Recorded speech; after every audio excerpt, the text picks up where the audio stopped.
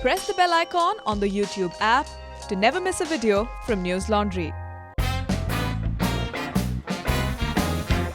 Hi, welcome to NL Interview. These past few months have been very difficult for all of us residing here in India. With the anti-CA protests, the New Delhi riots, and now the lockdown, there's a lot we have yet to absorb.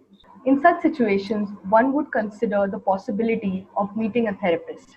But considering the lockdown and considering how different social distancing norms have become during this lockdown, the question arises as to how can one deal with mental health and how can one deal with these issues that are going around us.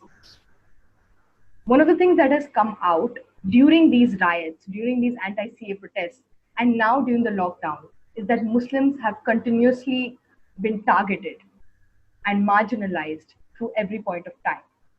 I'm here with Zehra Mehdi, who is a psychotherapist and who works with the Volunteers Collective.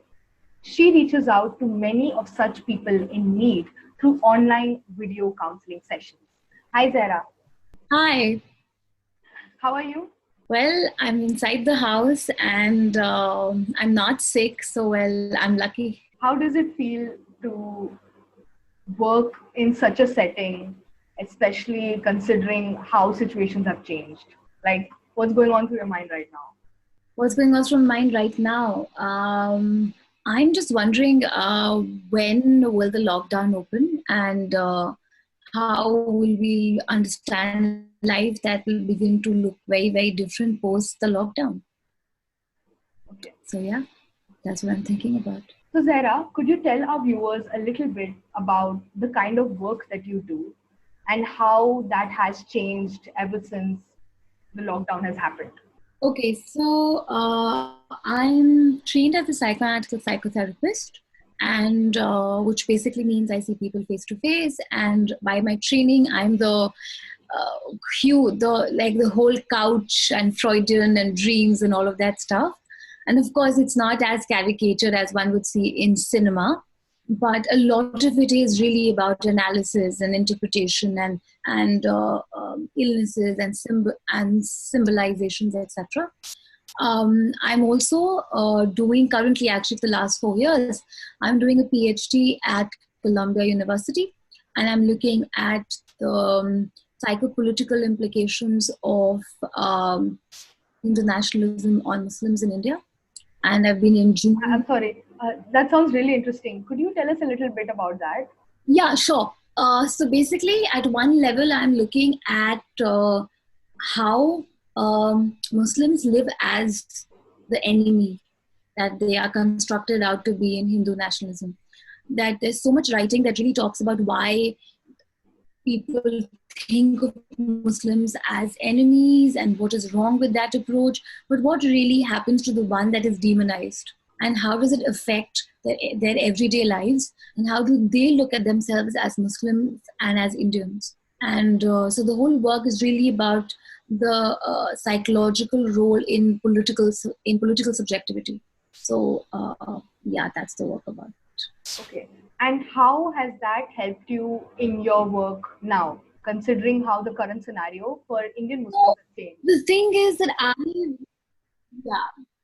I've been in UP since June, and I've been interviewing a lot of Muslims, particularly a certain subset of lower class Muslims, and talking about their lives pre 2014, post 2014, and several questions have come up of within the Muslim community of caste, of class, of gender, and of the certain everydayness, local politics, how that's different, the whole Sunni Shia thing, which is a big deal in actually Lucknow particularly. So I think that has sort of made me more conversant with a certain vocabulary and the way people live their lives as everyday Muslims, and the diversity that is present among practicing Muslims even. I think that, and the fact that I can speak Hindi and I can speak Hindi, Urdu, Awadhi fluently, I think that becomes interesting, particularly in a place like Eastern UP, where you can access a certain population who's not going to speak to you in, let's say, a very Persianized Urdu or English. So then you can understand a certain way of life which is not present or not available to a large section of urban populations, Hindu or Muslim. Okay. So because of that experience, the work that actually came, the work that we actually engaged with now has really helped, and I'll sort of backtrack a little bit. So when this lockdown situation happened, we actually, even before the formal lockdown was announced, there was a sense that expecting people to be home and offices asking people to not move out is going to start a certain kind of panic, because any kind of confinement brings that sense of stress. However, when the lockdown was announced, within 1 or 2 days, I started to get random messages from people who knew I was in India and I was practicing on Skype, that could they have sessions. They weren't really sure if they would be able to see their therapists who don't work on Skype. And I started to feel that there's going to be a need, not only people who have pre-existing mental health conditions like anxiety or depression, but just generally the being at home is not going to be very easy. Then that's when Tanvi reached out to me from Volunteers Collective, and she said that we really want the mental health initiative to start, and if you're interested, and I was, so we started it. I think the poster really reached out to a lot of people, because after that I started to get a lot of calls from, and it was a mix, small town, big town, students, journalists, lawyers, because to sort of get a sense of what was happening. And because I had a background of working with journalists because of the whole lockdown situation, getting to terms with it, even before the lockdown, I had been interviewing in journalists who worked in UP and who were attacked in the violence, state violence. So there was a certain understanding of how hard those lives can be. Within 3 days, I got over 15 messages just from Muslim boys and girls from really small towns, because I believe the poster was shared on various Twitter accounts and stuff like that. And some of them were calling me from Bijnor, Indore, Darbhanga, Kannauj, and that's really before the whole Nizamuddin Markaz situation developed, where they were talking about going back to their hometowns after Delhi riots, and how they have been staying there for 30 years, 20 years, mixed locality, but they weren't really sure about how now things are going to go. Because remember, most of these people are also from Northeast Delhi, really belong to UP and Bihar. And they've just located back after the riots. So the situations in these states are pretty tense. And of course, after the whole Markaz situation happened, my God, the emails just never, I mean, on an average now I get, I don't know, sometimes 8, 9 emails. And it's just terrible. And I think if you were to ask me what exactly do they ask, sometimes they don't even ask. Sometimes it's just a rant. And I don't think rant is a very respectable word. The word should actually be, it's an expression of sharing, because they feel that they are exhausted from being told to be positive, told to be grateful, told to sort of look at their own community, while the media and the state and the larger popular opinion is really, really anti-Muslim. And it's really affecting them. And it's not just what is they doing to their psyches, because for me, psyches and psychological implications are just the way you live your life. If anything affects the way you live your life, it is psychological. And it's been pretty scary. And it's strange, because I'm also glad that they are reaching out. What makes the work a little difficult, because there are too many people, there are not enough people to help. And nobody ever calls you up to tell you how awesome they are. They are basically calling up to tell you how they are miserable and how they are suffering. So you are volunteering up to listen to a lot of stories of misery. And that's never an easy job, but it's a job that needs to be done. So, yeah. Could you share some examples of counseling sessions that you've had with clients? And could you tell us a little bit, and tell our viewers a little bit about what goes on through their head, and how has this whole situation, by which I mean the anti-CA protest, the Delhi riots, and Sure. now the lockdown, and then the Nizamuddin Markaz. So, like, could you tell us a little bit about that? So I'll give you three examples of it. First, and I think the first example is a very, very common one. So I'll use it as a first and like a prototype.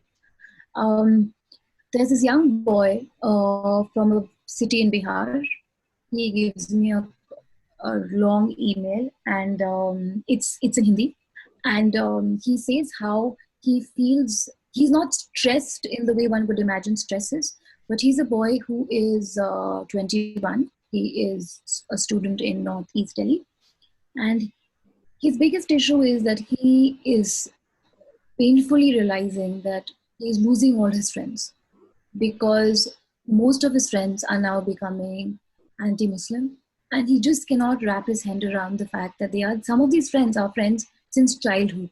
They have come to his house, they have eaten his food, when they've gone to movies together, they've liked the same girls. It's just been very, very intermingled, and now he feels pained and upset about the kind of status they will put up, the kind of discussions they will have, and the way they will not even make an exception for him. It's not कि तुम ठीक हो, बाकी लोग ऐसे हैं.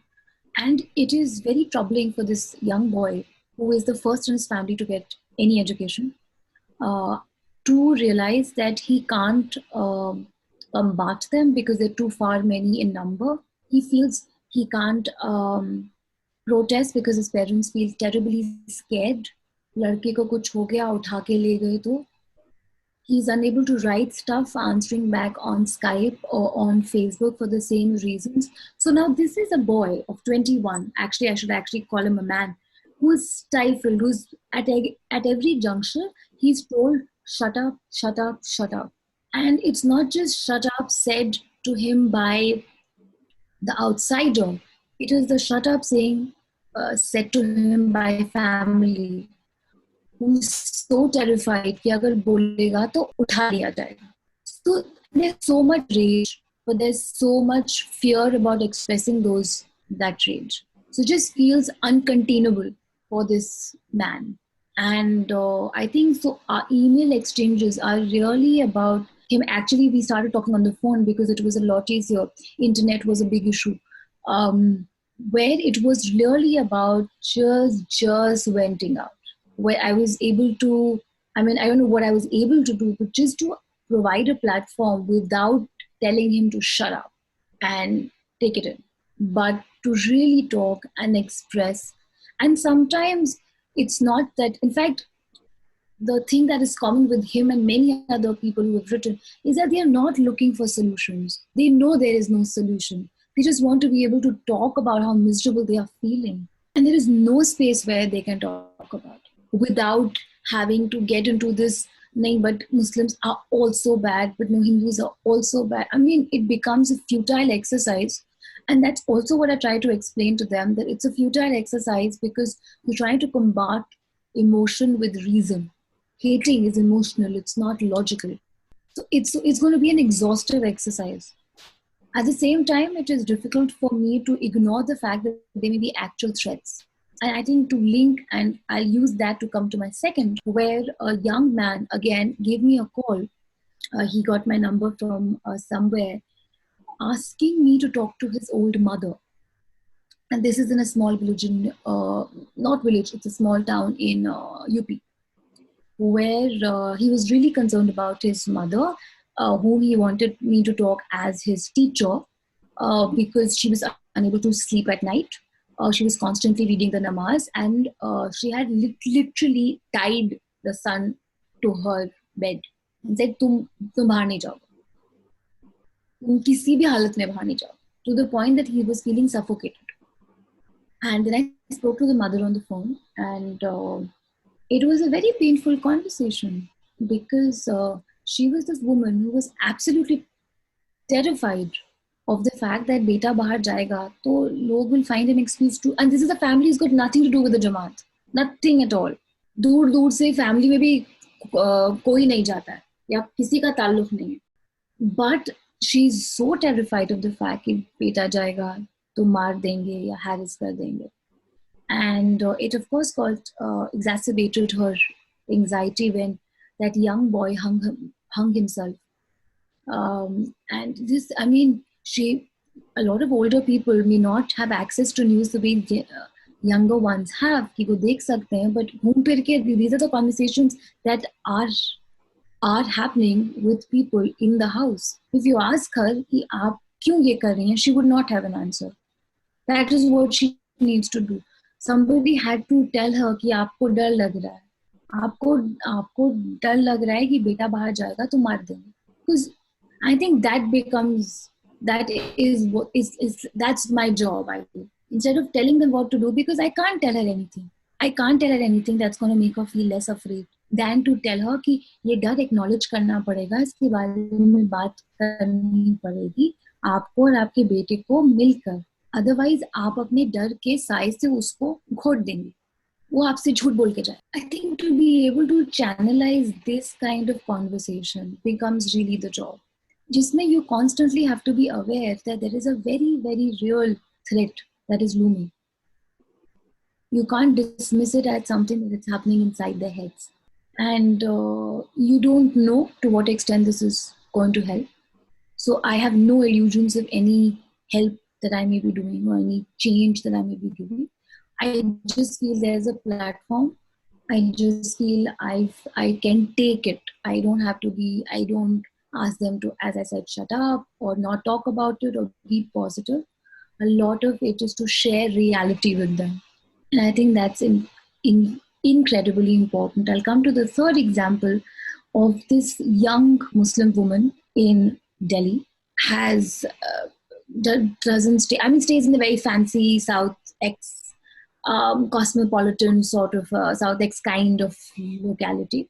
Absolutely terrified of going home to the point of being paralyzed. She feels she's unable to move because if she will go out, she will be identified as belonging to Tablighi Jamaat. Now, it's interesting clinically because Jamaat doesn't have women, so her likelihood of getting identified, she doesn't observe any headscarf or abaya, so there's no recognition, so to say, that is going to happen, which is then eliciting a lot of violence. But it's just a fear of being seen, and that again has a lot to do with how she has looked at her own relationship with being Muslim. And then we are working with a lot of internalized shame that she has about being Muslim, that now comes forth as a big anxiety and literally leads to a somatic symptom where she can't move out of the bed.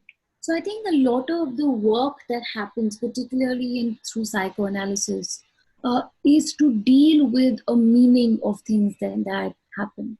We feel symptoms have meanings, they have a history, they are condensed forms of unacceptable feelings of rage, of shame, of sex sometimes, and they manifest in the form of symptoms. So, but working with Muslims, I feel it's very, very important to be able to very acutely be aware of the actual threat that lingers on their lives. And I think it'll be cruel and irresponsible to not acknowledge that whenever one is working with them.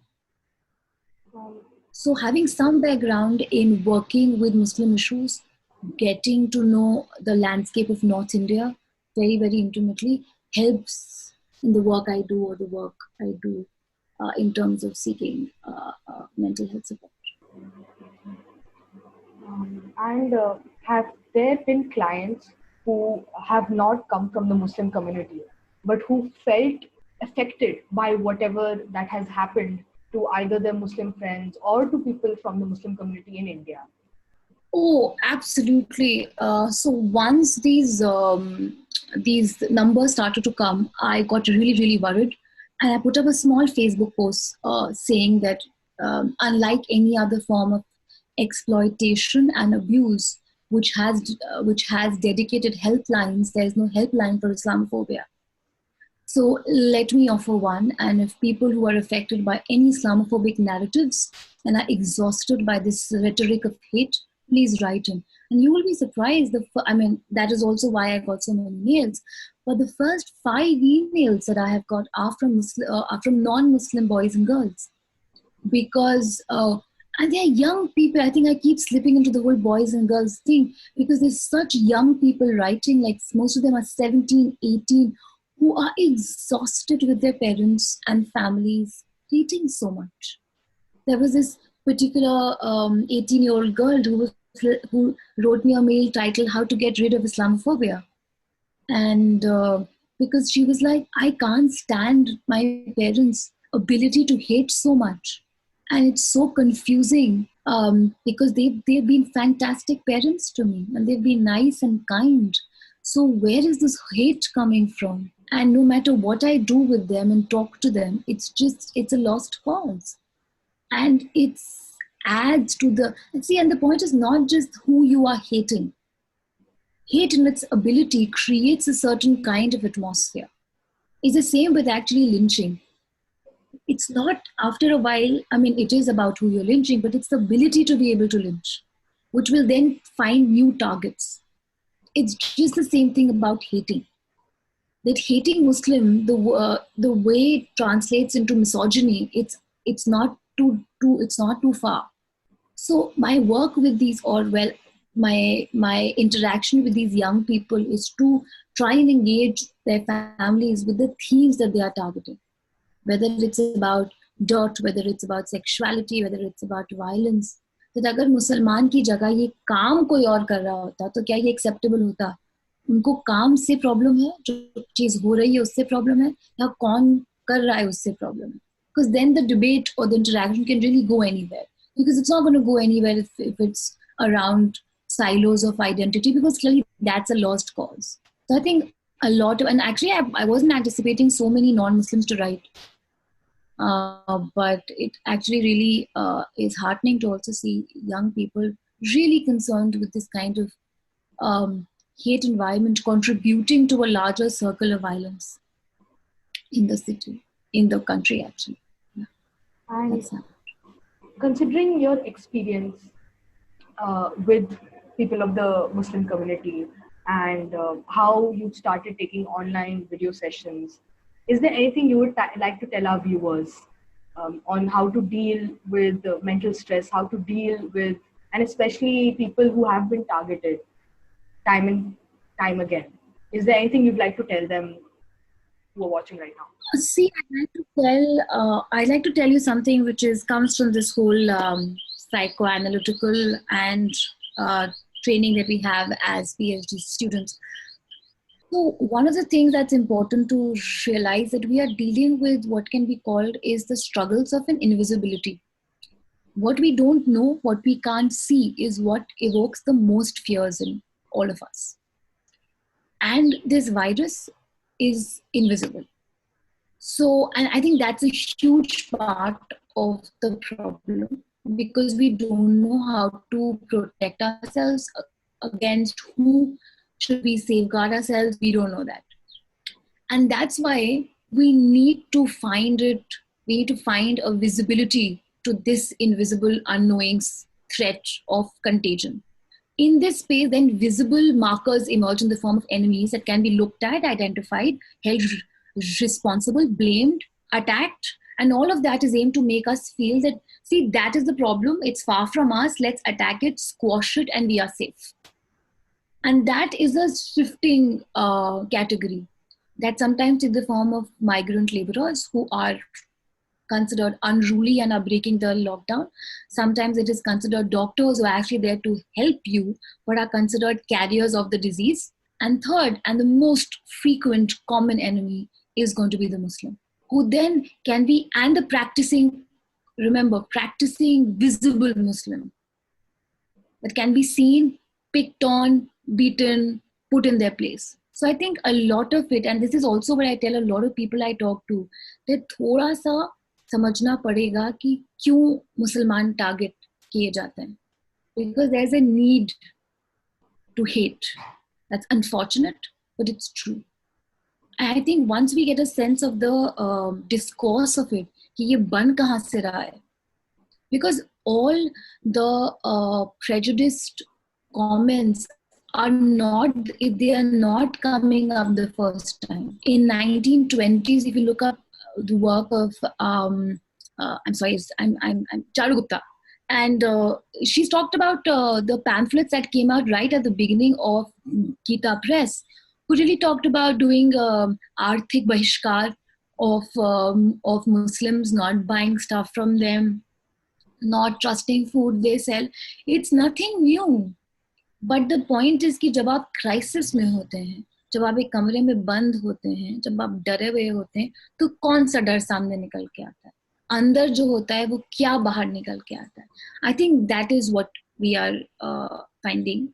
I am glad that to some extent that the lockdown is there, only because it might lead, like otherwise they would have led to you would have seen and been surprised by the kind of violence that would have incited.